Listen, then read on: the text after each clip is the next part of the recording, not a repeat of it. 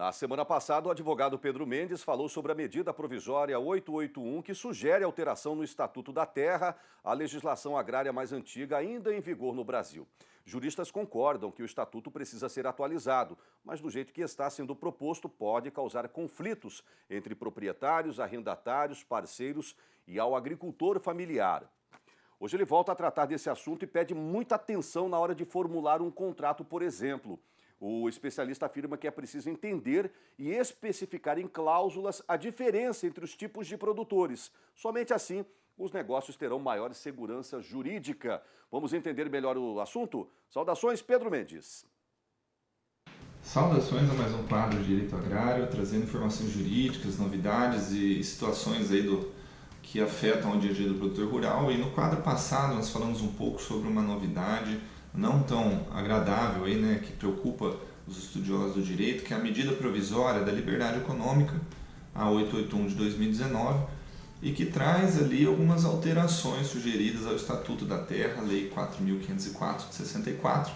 E na edição passada nós comentamos um pouco aqui sobre quais seriam os conflitos, quais seriam essas contradições que surgiram.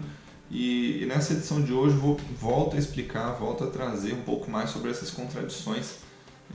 Na verdade, essa medida provisória que busca alterar no meio dela o Estatuto da Terra, ela traz uma grave insegurança jurídica para os produtores, porque ela gera um conflito entre proprietários e arrendatários, parceiros, porque ela não especifica quais são as cláusulas, as disposições, as regras contratuais em que se prevalece a autonomia da vontade das partes, né? Porque essa lei, essa medida provisória, ela acaba diferenciando ali o agricultor familiar do produtor rural convencional, né? E aí com isso ela cria uma discriminação entre os produtores rurais convencionais e os familiares.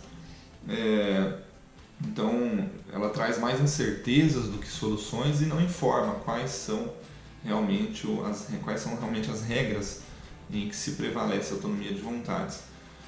Bom, sem comentar com relação à técnica legislativa utilizada aí, mas os contratos agrários eles possuem especificidades que não estão dentro do Código Civil, que não estão dentro de outras leis. O Estatuto da Terra regulamenta os contratos de arrendamento, de parceria, nós já comentamos em alguns outros quadros aqui, em casos como se define a fixação de preços, os prazos, o direito de preferência, o direito de retomada do imóvel, assim como o direito de permanência no imóvel rural, que está arrendado ou em parceria.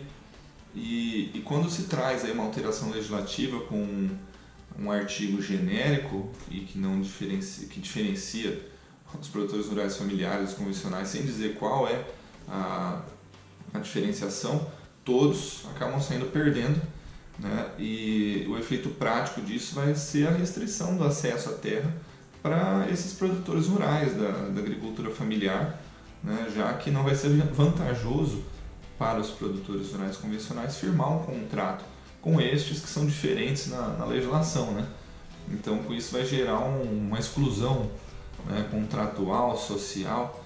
Então, seria mais correto nessa medida provisória retirar esse novo parágrafo 10º do artigo 92 do Estatuto da Terra que se pretende incluir, né? Não se descarta que o Estatuto da Terra, uma legislação de 1964, precisa ser atualizado, mas com as devidas cautelas para que não se faça a criação de um jabuti na árvore, né?